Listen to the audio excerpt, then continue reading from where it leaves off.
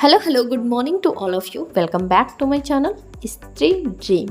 आज मेरे दिन की शुरुआत सुबह सुबह नहीं हुई है क्योंकि मैंने कल आप लोगों के साथ शेयर किया था कि मेरे देवर आने वाले थे और वो 2 बजे के आसपास आए थे, फिर 5:30 बजे गए थे। फिर उसके बाद मैं सब्ज़ी लेने चली गई थी एंड ऑल जो कुछ भी था तो सारा कुछ मैनेज करने में, और दिन में मेरी बहुत ख़ास पढ़ाई नहीं हो पाई थी। जो भी हुई थी सुबह के ही टाइम हुई थी, इसलिए फिर मैं रात में बैठ गई थी पढ़ने के लिए और मैंने कोई वीडियो नहीं बनाया। और मैंने जब तक मैं पढ़ पाई, जब तक बैठी थी तब तक मैंने पढ़ाई किया और उसके बाद फिर मैं सोई। और इसलिए मैं आज सुबह नहीं उठी थी क्योंकि रात में मैं बहुत ज़्यादा लेट सोई थी। कल मैं बहुत दिनों के बाद सब्ज़ी लेने गई थी। मुझे लगता है कि जब से मैं घर से आई हूँ तब से मैं यहीं आसपास से भले कुछ लेना हुआ तो ले लिया, अदरवाइज़ मैं कहीं भी बाहर नहीं निकली हूँ। और सैलरी भी बहुत ज़्यादा उग गई हैं। फ़िलहाल जब शाम को भैया जा रहे थे तो उन्हीं के साथ मैं और नम्रता दोनों गए थे और फिर उधर से ही सब्ज़ी लेकर फिर मैं आ गई थी। और अभी मैं सुबह उठकर सबसे पहले खाने की तैयारी कर रही हूँ क्योंकि कल दिन में हम लोगों ने बाहर से ही मंगा कर खा लिया था। और रात को जैसे कि मैं बताई हूँ आप लोगों को कि मैं इंटरमिटेंट फास्टिंग कर रही हूँ, तो रात को मैं बहुत ज़्यादा कुछ खास खाती नहीं हूँ। चावल बनाया था मैंने, तो चावल बचा हुआ था वही फ्राई कर लिया था, सैलरी को भी खिला दिया था और मैंने भी खा लिया था। और अभी बहुत तेज़ की भूख लग रही थी, इसलिए मैंने सोचा सुबह उठकर पहले मैं कुछ खाने के लिए बना लेती हूँ क्योंकि सारवी भी सो रही हैं, उठेंगी तो उनको भी भूख लगी होगी एंड मुझे खुद को बहुत तेज़ भूख लगी थी। तो फ़िलहाल यहाँ पर मैं रोटी सब्ज़ी बना रही थी। आजकल मेरा तीखा खाना और मसाले खाना बिल्कुल बंद हो जा रहा है, एकदम से छूट जा रहा है क्योंकि अब 2 ही लोग हैं, मैं और सारवी। तो सारवी बिल्कुल भी मिर्ची नहीं खाती हैं और साथ में अगर कुछ मसाले वाला भी बना देती हूँ तो वो भी नहीं खाती हैं, तो फिर मुझे अलग से कुछ बनाना पड़ता है। इसलिए मैं अवॉइड करती हूँ कि ठीक है सादा सिंपल ही खा लेते हैं। तो इसी तरह से मेरा चल रहा है फ़िलहाल, एकदम सादा सिंपल। आलू और बोड़ा बोलते हैं इसे हमारे यहाँ, आपके यहाँ क्या बोलते हैं, बीन्स बोड़ा जो भी बोलते होंगे, उसी की मैं भुजिया सब्ज़ी बना रही थी और रोटी बनाऊँगी।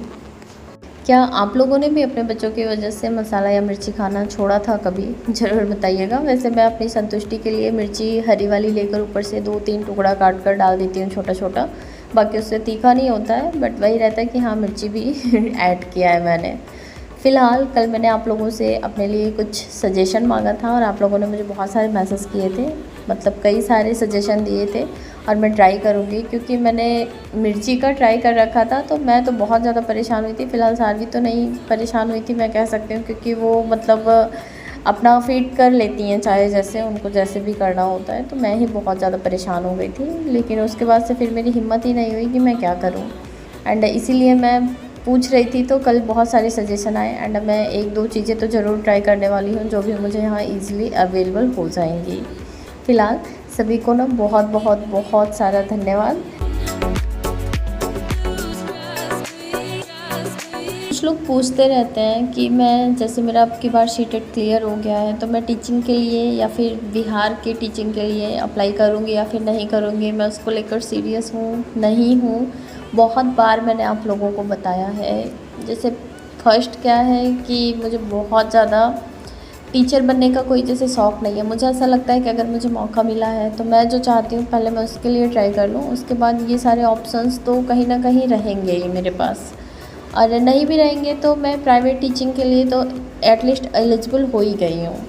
इसलिए मैं फ़र्स्ट प्रायोरिटी अपने जो मेरी मतलब ड्रीम जॉब थी वो तो मैं नहीं कहूँगी, बट मैं जो भी चाहती हूँ उसको डेडिकेट करके कर रही हूँ। और उसमें भी ना मैं अभी बहुत ज़्यादा पीछे हूँ। कभी कभी मैं खुद बहुत ज़्यादा डिमोटिवेट हो जाती हूँ क्योंकि कभी कभी क्या होता है ना कि अकेले रहना इतना आसान नहीं है। दिमाग में हमारे ना बहुत सारी उलझुल चीज़ें चलती रहती हैं, मेरी तो स्पेशली चलती रहती हैं कि ऐसा हो गया तो वैसा हो गया तो अब क्या होगा, या फिर कब क्या होगा, कैसे क्या करूँगी। अभी पता है मेरा सिलेबस बिल्कुल स्टार्टिंग से मैंने स्टार्ट किया है, मेरा कुछ भी कंप्लीट नहीं है। एक भी सब्जेक्ट अगर मैं बोलूँ तो मेरा एक भी सब्जेक्ट कंप्लीट नहीं है जिस एग्ज़ाम की मैं प्रिपरेशन कर रही हूँ। तो आप लोग भी मुझे थोड़ा सा मोटिवेट ही किया करिए। मैं अपनी तरफ से पूरा एकदम द बेस्ट करने का ट्राई कर रही हूँ, पूरा एकदम डेडिकेट होकर पढ़ना चाहती हूँ। फ़िलहाल मैं ये तो नहीं कहूँगी कि मैं अपना 100% दे पाती हूँ, 100% मैं बिल्कुल नहीं दे पाती, इवन मैं 80% भी नहीं दे पाती हूँ क्योंकि दिन भर सारवी के साथ ना मैं खुद इतना ज़्यादा थक जाती हूँ। मैं सोचती हूँ कि रात में जगूँ, सुबह जगूँ, इन सब चक्कर में पीछे का काफ़ी सारा टाइम गया मेरा। बट अब मैं कोशिश कर रही हूँ कि चीज़ें मतलब अच्छे से मैनेज हों एंड अच्छे से जब कर ही रही हूँ तो अच्छे से करूँ, ताकि उसका कुछ मुझे कंक्लूज़न मिले, उसका कुछ निष्कर्ष मुझे दिखाई दे कि हाँ मैंने मेहनत करी थी तो मैं यहाँ तक पहुँची हूँ। अभी मुझे जितना सिलेबस है पूरा सिलेबस कंप्लीट करना है एंड सारे सब्जेक्ट्स पढ़ने हैं। अभी मैंने पॉलिटी से स्टार्ट किया था, मैं नहीं कह सकती हूँ कि मेरा पॉलिटी अच्छे से कंप्लीट है। अभी फ़िलहाल मैंने हिस्ट्री पढ़ना स्टार्ट किया है और हिस्ट्री के बाद फिर ज्योग्राफी है, इकोनॉमिक्स है और आर्ट एंड कल्चर है, साइंस है मतलब जनरल साइंस जो भी है एंड उसके बाद कंप्यूटर के भी कुछ क्वेश्चंस रहते हैं, साथ ही साथ रीजनिंग है। तो अभी सारा सिलेबस मेरा बचा हुआ है और मुझे बहुत ज़्यादा मेहनत करने की ज़रूरत है। तो आप लोग भी अगर आरओ की प्रिपरेशन कर रहे हैं तो आप लोग कैसे क्या फॉलो कर रहे हैं, क्या शेड्यूल बना रहे हैं, मुझे ज़रूर बताइएगा। वैसे मैं मतलब यहाँ पर ज़्यादा तो मतलब नहीं कहूँगी कि मैं बहुत ज़्यादा टाइम दे लेती हूँ, वैसे मुझे यहाँ पर ज़्यादा टाइम देना चाहिए। एटलीस्ट मैं सोचती हूँ कि 8 घंटे तो मैं कंप्लीट ही करूँ, बट आज तक ऐसा हुआ ही नहीं कि मैं 8 घंटे कभी कंप्लीट कर पाई हूँ। और इसके पीछे रीज़न ये है ना कि ऑल टाइम सानवी को मेरे साथ ही रहना है, स्कूल वगैरह भी नहीं जाना है, कहीं अगर लेके जाना है थोड़ी देर के लिए तो मुझे ही लेके जाना है। तो वो बहुत ज़्यादा फ्रस्ट्रेट हो जाती हैं, तो वो चिढ़ कर ना मेरी बुक हटा देती हैं। और मैं चाहती हूँ कि मैं एग्जैक्ट अपनी टाइमिंग काउंट करूँ कि मैं कितने देर पढ़ पा रही हूँ, क्योंकि 4 घंटे 5 घंटे तो मैं घर पे भी कर ले रही थी। मैं भाई के पास सूरत गई थी तो वहाँ पर भी 4.5 घंटे 5 घंटे की पढ़ाई कर ही ले रही थी। तो 4 घंटे 5 घंटे पढ़कर मेरा कुछ नहीं होना है, क्योंकि एग्ज़ाम ऐसा है एंड चीज़ें अब पहले जैसे नहीं है कि मैं पहले जैसे पढ़ती थी तुरंत सारी चीज़ें गेन कर लेती थी। अब कोई चीज़ गेन करने के लिए ना मुझे उसको बार बार रिवाइज़ करना पड़ता है, बहुत ज़्यादा मेहनत करने की ज़रूरत है।